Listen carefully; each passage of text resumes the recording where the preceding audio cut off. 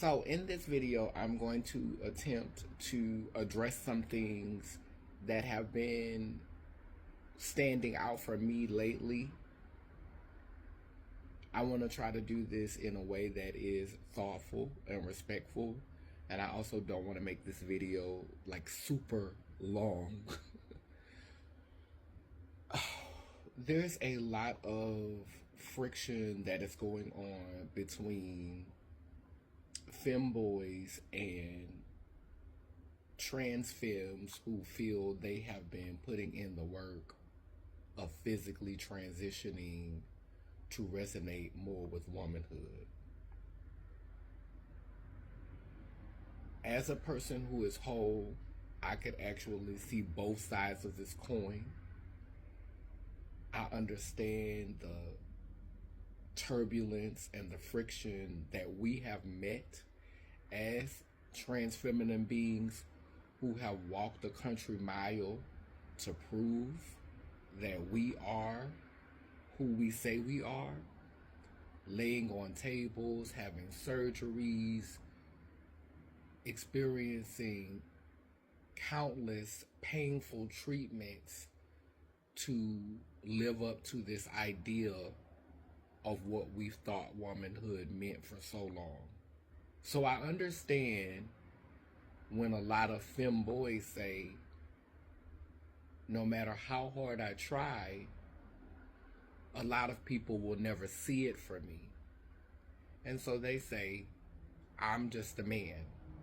The challenge with that becomes, are you keeping that identity because you're frustrated with being judged? Or you're keeping that identity because you now want to subjugate and diminish women, while at the same time mirroring and expressing yourself in a way that has resonated with femininity and womanhood for decades and centuries. And there's so many more beautiful males who defy what we've thought manhood was supposed to look like. And on the opposite side of that, there are beings who are born with wombs who identify as women who do the same thing. If you see them, you see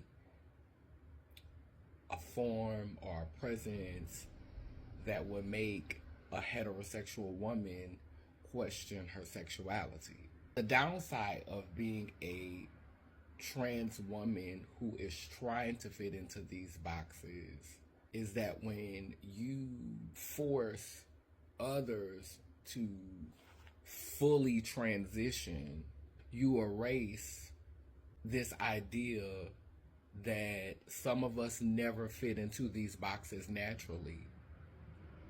Like, there were some of us who had to do a lot of work to feel like who we say we are. But then there were some of us who really didn't have to do anything.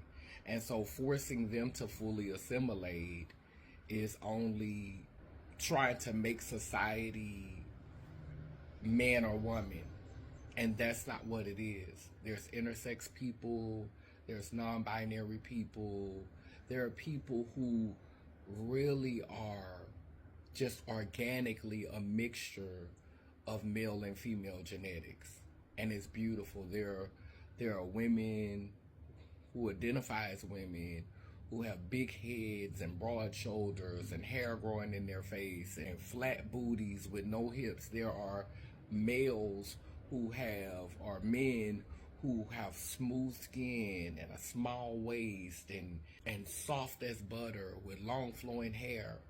And so when we try to push this narrative that everyone needs to perform their identity to the standard that society expects them to perform it at, we are affirming the violence that is done against queer people collectively, Black people collectively who have never fit into these boxes that were designed to uplift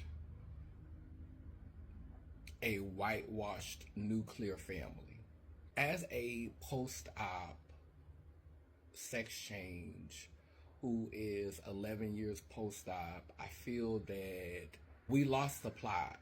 We stopped praying to the mother. When that balance was removed from our worship, when that balance was removed from our celebration of our wholeness, our identity as whole beings, when Mother Earth became evil or wicked, when Lilith became evil or wicked, and they turned them into Satan, when they turned Sophia, the dragon, the serpent, into Satan, when they demonized the divine feminine, when they demonized Mother Earth, when they began burning witches at the stake and beheading witches because they were praying to Mother Earth, because they were praying to nature, we lost the plot as a society. This is why in my platform I'm constantly urging us to remember ourselves, to remember our wholeness, to remember your indigenous ancestors without your paperwork. Some of us are old enough to remember the stories our grandmothers and our grandfathers and our great-great-grandmothers told us about our people being here before the slave ships came.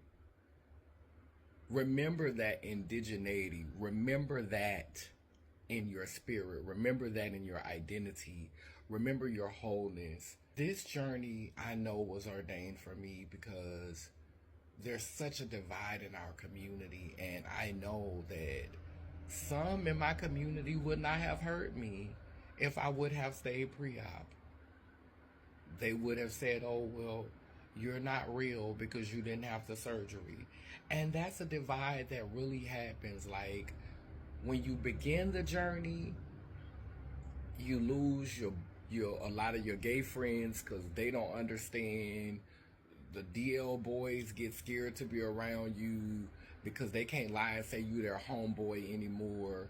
Then when you start cutting on the bottom, some of the girls feel away. Have the orchiectomy, which is having your testicles removed and having your penis refashioned to mirror the yoni or the vagina in celebration of the Earth Mother, the great womb of creation. How that was demonized was because we were looking at it through a colonial, whitewashed, patriarchal lens. We were looking at it through a lens that honored only half of ourselves, that honored the father. And so when they erased the mother, when they erased the womb, when they erased the divine feminine, they created a new narrative where they were taking males and they were forcibly castrating them. They were forcibly performing these operations on them as a way to demean them. Now, with only remembering that narrative and only having access to those stories, when you see a trans femme person go through the process of honoring the mother, when you see a trans femme person go through the process of reconnecting with their divine feminine in that way, you now have this skewed image of that journey. You look at it as odd or weird or shameful because you do not have the indigenous background. You do not have the ancestral background. You do not know about the stories where certain goddesses were actually transforming the sex of males because they honor them so prophetically, so deeply. You don't have that backstory. You're not aware of the traditions in which it was celebrated because all of that was demonized. And in our own community, those prejudices have circulated to whereas girls will call us mentally unstable for wanting to go through that process. Where some in our community who don't even realize that it is a form of self-hate. This journey was not meant for all of us. It wasn't meant for every last one of us to express ourselves in the same way. There are variations of personhood. There are variations of character and DNA and genetics and how we show up and the things that we need to feel comfortable in our body. And it doesn't make one less than another. It simply makes us different. The truth is, no matter where we are in this journey, whether we are just femboys wearing wigs and lashes and nails, or whether we are getting implants and facial film, whether we are going to the extent of having orchiectomies and getting sex changes, some of us go through all of that just to play a role in supporting patriarchy. Just to play a role in subjugating other feminine beings by saying you didn't do as much work as me, so you're making it bad for us.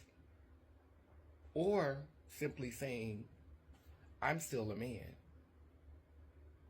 I could take this off and still be a man. I am still a part of the patriarch.